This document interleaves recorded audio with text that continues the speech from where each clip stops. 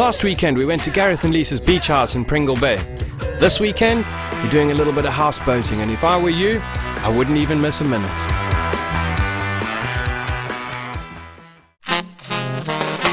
When I consider our history as a species, human beings have been nomadic scavenging beach bums and bush babies for far longer than we've lived in houses or had running water. If it squirted, squeaked or breathed, it invariably ended up being slapped on the coals and cooked in the great outdoors. And it's only in the last couple of 100 years or so that we've forgotten the knowledge that made us the most successful hunter-gatherers and gastronomic kings and queens on the planet. My name is Justin Bonello and welcome to Cooked. Morning.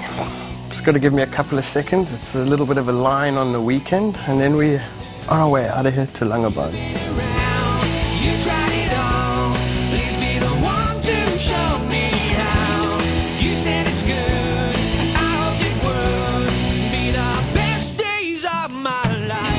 So we've arrived in Langebaan in the West Coast National Park, and it really is beautiful out here. It's the first of spring, the flowers are out in full bloom. I've got a really nice little menu that's traditional to the West Coast. It's called snook, and I'll explain that in detail later on. Why I haven't told you where we are is because I can only show you. We're staying on the Nirvana, which is that beautiful houseboat over there. Translated, it means a state of bliss, and I think that's what we're in for this weekend. So let's get our stuff, get out on the boat and cook up some lunch.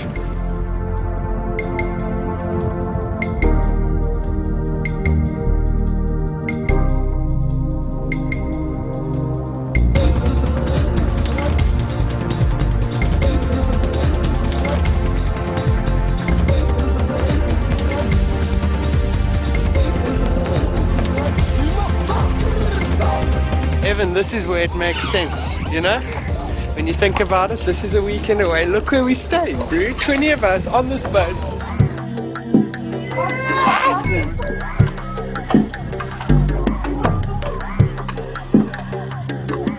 Man, hey?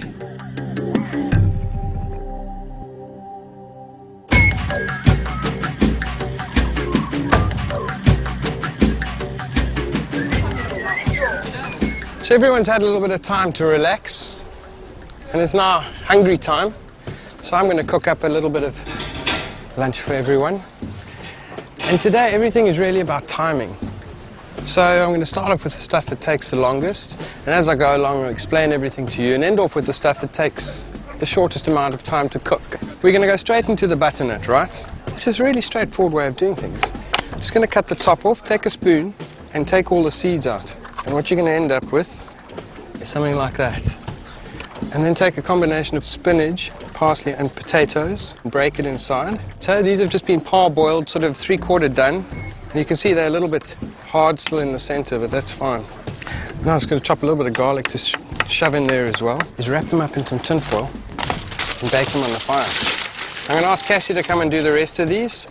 So now while Cassie's doing that, we're going to bake a couple of potatoes, sweet potatoes and potatoes in some tin foil. Straightforward, potatoes, olive oil, sprinkling of molten salt, and then you wrap them up. Airtight again, because the olive oil must help it bake nicely in there. Dale, and then this is exactly the same process with sweet potato. So, Andrew, will you just do those ones for me?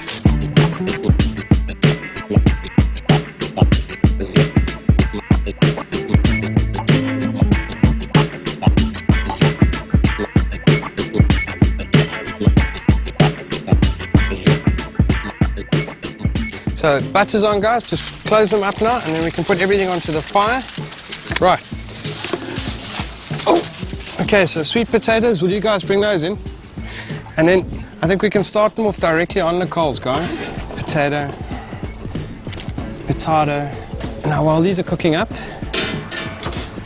what we'll do is do the strawberries. I'm going to make a quick little dressing for a green salad that's going to go with everything. So I'm going to get straight into that.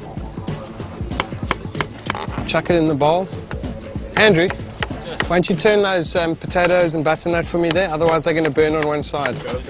Now what you've got to do with the potatoes is turn them every now and then. Otherwise you're going to end up burning one side. And in order to cook them properly, you need to just turn them so that they cook evenly all over the thing. It's not like an oven. You've got all the heat coming from one side only and not from the top. So you need to turn them every now and then to distribute the heat evenly. Chuck all the strawberries into the bowl, and then all you do is add a little bit of sugar, probably about a tablespoon or two. About 2 tablespoons, a couple of splashes of balsamic vinegar, no more than that. Lemon juice, and that's just like that. And probably the juice from 1/2 of a lemon juice, but you'll taste it. So, you know, let it marinate a bit now. Got to chuck some chili in. How hot are these chilies, Jeff? Well, I'm going to ask you to taste one now, Andrew. And seeds and all? Well, I mean, that's where you get the hotness. I happen to know that they're very hot. Oh, that's nasty. They're quite warm, eh? But they should balance out with the sugar in the strawberries. And then all you got to do is just toss it around a little bit. Get everything coated all. Get everything all coated. And what you'll see will happen with the balsamic vinegar is that the strawberry juice will get drawn out and end up becoming thick and syrupy and beautiful, which will be fantastic with the snook. Andrew, you're forgetting about the potatoes. I've just turned them just. Should I keep it going? Okay, now it's time to do the snook. You can see the guys are getting a bit peckish now. They're starting to gather like vultures. Now these are snook. They've been flecked. Instead of cutting the fish up to the backbone, they're actually filleted so that the stomach is your filleting point, which is very interesting. How are the potatoes doing? Yeah, doing well, yeah. Just, I think the sweet potatoes, if you'd like to come check them. Okay. How you tell when they're done is you must be able to take a knife and it just slides in. You see, no effort and it just slides in. That's done. The potatoes, not quite. When you hit the center, they're just not sliding in. Right, so the snook. Now I've pre-salted these, which essentially is just whacking a little bit of salt on them like that and leaving it for 20 minutes. Just going to give it a little bit of flavor, and then I'm going to rinse them off now. I just need to pat them dry. Thanks, Garth.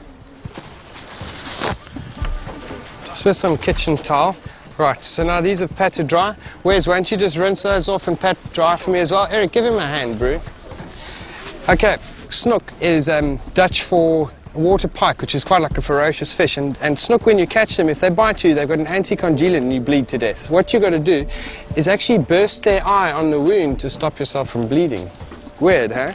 Right, we're going to cook them now, though. And it's quite straightforward. All we need is a little bit of butter, which I'm going to melt on the fire just to get that going. And then into that butter, I'm going to add some chilies, some garlic. Actually, you know what you haven't seen yet? See what's happened with the strawberries. See how it's all juice in there now. You can see how it's starting to look a little bit more like syrup. That's going to be lovely. Okay, back to the snook. And you know what? The snook is like a staple diet in the Western Cape. It's cheap, oily fish that everyone eats. In fact, it's known as a snake mackerel. It's a proper name.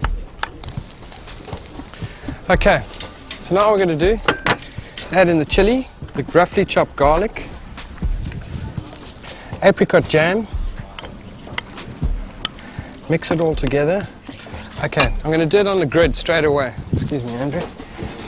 Because it's going to get messy.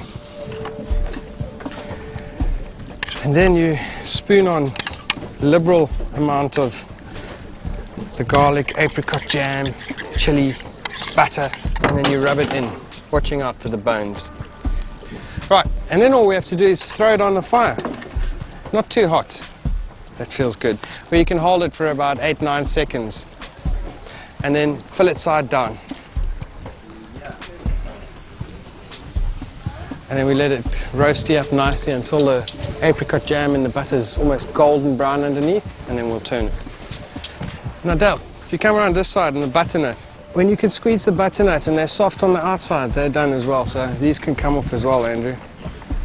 If you open it up and you can see how it's all soft and squishy and stuff like that, that's perfectly cooked. So let's have a look, see what's going on underneath here.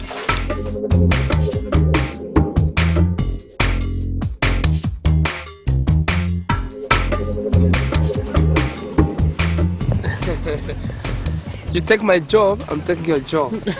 Check.